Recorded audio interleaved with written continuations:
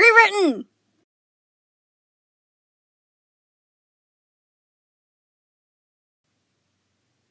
His gem didn't see Connie. It only saw a threat. A sword cutting through the air, aiming for his chest. And just as it had been trained to do its entire life, through every battle Stephen had fought and every hardship he faced, his gem defended him. It was an involuntary reaction, one that he couldn't have stopped if he wanted to, not when the bladed weapon was only inches from ending his life. There was a flash of pink, a clatter and a dull thud. Then silence. All he heard when the dust and rubble of the collapsed door finally settled was his gem's voice in his head, emotionless and cold. Threat terminated. Stephen looked down and saw something that didn't make sense. Connie, lying in a bloody mess on the floor with her sword, punctured by dozens of shards of glassy pink magic. Stephen couldn't see what he was looking at. It was like a puzzle piece that didn't fit with the rest. What had just happened? Why was he here? He could hardly remember anything but the unbearable pain all over his body and his own screaming. Everything was numb, everything was empty. Even the butterflies silenced just for a few moments, replaced by the distorted hum of his gem. He couldn't move, he couldn't see, he couldn't think. His memories were slowly refreshed in his mind. And then he knew how this had happened. No, wait. Connie? He stammered weakly. Nothing. Her eyes stared up at him, unfocused and glazed like a fogged lens. This wasn't happening. He didn't just... Stephen collapsed next to her without a word. He reached a trembling hand towards her and nudged the side of her face. Her head rolled with the movement, limp. His brain rejected the information it was receiving. The pink shards flickered away into nothing, the ghastly holes left by them only gushing with more deep red rivers. A warm maroon stain was spreading in the carpet. Bleeding. Wounded. Of course! Connie was just unconscious. She was just hurt. He could heal. Heal her. He licked his hand for his healing spit, pushing it into the holes that were covering her like a wasp's nest. But they didn't glow and seal back together. She didn't open her eyes and get up.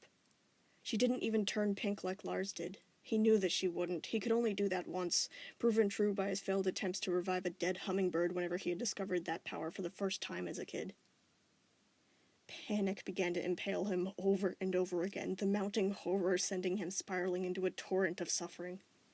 She was never going to smile again. She was never going to laugh again. She was never going to do anything ever again, all because of him. And it didn't matter how sorry he was, because Connie was dead. He was crying before he realized, but when he did, he didn't have the strength to stop it. Stephen's rising wordless wails of anguished grief ruptured the floor, sending crackling fractures up and down the walls. He scooped her up and held onto her with a vice-like grip, as if she'd stay with him if he just held on tight enough. His gem laughed in his head, joyful and triumphant that he was safe. This was it. This was the last push towards becoming the monster he'd been running from all this time. Claws split out of his fingertips, fangs sprouted from his jaws, horns erupted from his head, scales tearing through his skin. It was all so painful, a torturous agony that he would remember for the rest of his life, but it was nothing compared to the feeling of Connie's still warm body cradled close in his arms. He could feel himself falling away off the edge of the slippery slope of what was next, sensible thoughts scattering like startled fish. But he wanted that to happen. He didn't want to remember what he'd done. He wanted to let the corruption devour him and do whatever it wanted. All he knew was that he had killed Connie, and nothing was ever going to make sense again. But then, just as he had resigned to his fate, an idea reared up like an angry bull in his head, fueled by determination. No, he wasn't going to let it end like this. He was going to fix it. He had to. He had to save her. He had to. He just needed a fuse of her. Not to save himself anymore, but to save her. He was still alive. If he had brought the gems out of their proof states through fusion, maybe he could do the same with her, but with life? A part of him doubted that it worked like that. Fusing required 2 people, at least. If one of them wasn't aware, their body not even functional, was it even possible? This wasn't like simply poofing and reforming. She wasn't safely tucked away into a rock to be brought out again. This was death. Permanent. Still, the second guesses weren't loud enough to drown out the half that was willing to rip his organs out with his bare hands for her.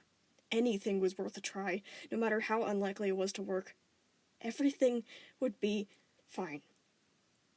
The butterflies swarmed him, covering him in their white wings, blocking out everything else but Connie. He couldn't care less about the corruption's explosive advances on his body, how he was turning into something unfathomable. He knew that it didn't matter because he knew how to fix this. It would work. It had to work. He'd either make it work or die here with her before this happens to all of Beach City. He closed his diamond pink eyes and focused, pushing back the butterfly wings, the corruption symphony, his gem, instead trying to bring back the sound of Connie's voice. Warmth rushed through him, his body melting into bright white, pushing towards Connie, hugging her closer, trying to phase through her form so they'd become one. It didn't take very long for pain to come raining down, feeling as if every single molecule was being forced apart from each other and set aflame. Still, he didn't stop, crashing through barriers, calling out for her in his thoughts without receiving answers, sheer willpower leading him on in a wild and dangerous chorus. Letting go of Connie would be hundreds of times worse than this. So Stephen reached as far as he could with his mind, his very atoms forcing their way to filter through hers, trying and trying and trying to find any hint of her left inside of her head. He had to believe that it wasn't too late. He had to save her, no matter what. He could do it. He'd save her. He had to do it for her. Everything was going to be okay. She couldn't be gone. And then it all fell away, pushed back off of him. Like a swimmer finally breaking the surface, his eyes snapped open and he drew in a deep, choked breath, the light trickling away. "Connie!" he yelped, realizing that he wasn't holding on to anyone anymore. He blinked, tears blurring his vision, staring all around. He was tall, very tall. Where was Connie? Had they fused? He didn't feel like Stefani. He just felt like Stephen. Where had she gone? "Connie!" he cried. "Connie, where are you?" Something was wrong. Very wrong. He looked down at himself, 2 hearts pounding wildly in his chest as he saw the mutated mess he had become. His arms. He had 4 arms. And 4 legs, too, positioned under him like bluebirds. And they weren't seamless. Distinct lines were crisscrossed over his skin, showing the contrast between Stephen's lighter tone and Connie's darker one. One arm bigger and more like Stephen's, while another was thinner and more like Connie's. His whole body was like that. Patches of mixed-up skin everywhere, not even their hair deciding on which color to be. It was almost impossible to move, pain coming in bursts whenever he shifted around, some of their limbs having a mind of their own and kicking out randomly in fear. The worst was his face. He reached up with the hands that were listening to him, realizing with a dropping stone of horror that his eyes, 4 of them, were melted into a single pair. The eyes were sharing the whites of each other, 2 pupils in each one. Each eye was 2 glistening lumps shoved into a single socket, swollen and bloodshot, as if they had been molded together like clay. It was like the 2 of them had been dissected and then stitched together in random places, forming a horribly disfigured body of twisting limbs and contorting features. But was Connie here with him? That was all that he cared about, as long as she was here. He reached out for her, in his mind and aloud, calling her name. This wasn't like Stefani, not even whenever they felt uncoordinated during the fusion. Her physical parts were all there, merged into him forcefully, but he couldn't feel Connie properly, unless if he counted the darker limbs hanging limply below him, twitching like half-squished cockroaches. He wasn't Connie enough to be Stefani. This still wasn't answering his question. Was she alive or was she not? He noticed something terrible as he kept trying to search for any sign of her, physical or mental. Stephen had brought the corruption with him. And those toxic scales were now eating his flesh, his pink gem pounding with pink light, gripping Stephen in jerking spasms as crystalline horns shoved their way out of his skull, claws and teeth and ridges bursting from his veins like invasive weeds. White-hot agony exploded from his gem, making him fall to the floor, writhing. Stephen's gem was screaming at him in his thoughts as he struggled to stay together. "No, this isn't right! No, get rid of her!" Where was Connie? He had to find her before his gem did. He could fix this. He could fix this. It wasn't too late. It was almost too loud to think about anything else. He could hardly see past the butterflies, and his gem was thrashing and throwing a fit in his thoughts, demanding him to defend himself from everything. He was scared. He had never felt this scared in all of his life. It was made of freezing adrenaline, blinding panic, mountains of built-up anxiety that were falling down all at once, so overpowering that it forced him closer to the ground. He could feel the warping distortion sending deep gashes into his mind. It felt like his thoughts were being forced through a shredder, becoming splintered chips and bits of pointless nothing scattered about the empty space of his skull. Stephen's arms snaked around himself, and he fell to the side, gasping for breath, seizing up. The remaining patches of his skin weren't pink anymore, but that was hardly a good thing. His gem was too sick to focus on his powers anymore, like a light with no lens. It was almost impossible to think through the fear, everything big and terrifying and horrible. Where was Connie? He couldn't find her. White butterflies swarmed him like flies to a carcass, biting holes into his skin, devouring him. And he couldn't do anything about it. This was it. This was when he finally accepted what was happening to him. He didn't have it under control. He couldn't stop it on his own. He wasn't fine. He needed help. Whatever horrible mess of what had happened to his mind wasn't enough to literally drive him insane. If he was a normal human, he'd still be pretty broken, but not crazy. That was something different. But he wasn't human. His body was reacting to all this by corrupting, a baseline defense mechanism embedded into every gem, to become a ferocious beast in times of inescapable crisis where their minds shatter so their body won't. His horrible, crushing, but treatable human problems were manifesting as corruption, something that would have never happened to him naturally, and in turn, that corruption was bringing him farther than he would have ever gotten on his own, farther than any normal emotional stress could have driven his mind. This wasn't just mental illness anymore. It was being powered by it, but it wasn't natural, not the usual path that human minds would take to escape this. This wasn't supposed to happen. He wasn't supposed to be tortured into insanity. This wasn't right. The more pain the corruption caused, the more the scales appeared, causing more pain, causing more corruption, doubling it over and over again, at a rate that forced him over the edge, unstoppable. "Dad!" he cried uncontrollably, feeling as useless as a whimpering baby.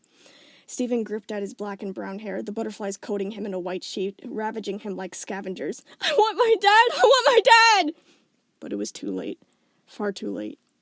Stephen was corrupting, all alone in the dark, and nobody was coming for him. Because he had run away from them all. He'd pushed them away whenever he needed them most. His mistake only came into the blazing, truthful light in those few minutes before he truly lost his mind, the regret not enough to reverse what damage had already been done. If only he had listened to them. He was about to hurt them so much more than he would have before, and it was all his fault, all his fault. Nothing was being anything anymore. Everything was everywhere and nowhere. He was a quivering pile of nothing in the middle of it. Thoughts were collapsing inwards on themselves, spiraling him into an endless pit of suffering, losing everything he'd ever known, wiping everything that he ever was. One pinpoint of focus poked up from the foaming sea of darkness, shocking him back to half attention as he heard a very familiar voice call out. "Connie?" Stephen's melted eyes swelled in panic. "Connie, answer me! What's going on? I got your texts!" It was her mom. A phone, lying a few feet away, was cracked and dark-screened, but it didn't take much of his deteriorating mind to figure out what she must have said on those mentioned texts. Wait, no! What if it was a good thing that she was here? What if she could help? She was a doctor. Stephen fought to push himself up into a sitting position with 3 of his arms, while his multiple legs flopped out uselessly behind him. He tried to call out to her, but all that came was a strangled cry. The corruption was taking over fast. His thoughts were being engulfed by distorted screaming. He knew he was about to lose himself completely. Maybe it wasn't a good idea to be around a fragile human while this happened. Maybe there really was no hope to go back on this. But it didn't matter what he wanted. He couldn't move fast enough to stop her from seeing him, even if he decided to try to at the last second. He could only listen to the mom's hurried footsteps coming up the stairs, about to turn the corner. "Connie?" Her mom trailed off, her footsteps stopping abruptly as she entered the hallway. Stephen quivered from strain, dragging himself around to face her, his horribly disfigured body pulsing and wheezing and shaking from the darkness. The mom was frozen, wearing an expression of pure, stunned horror.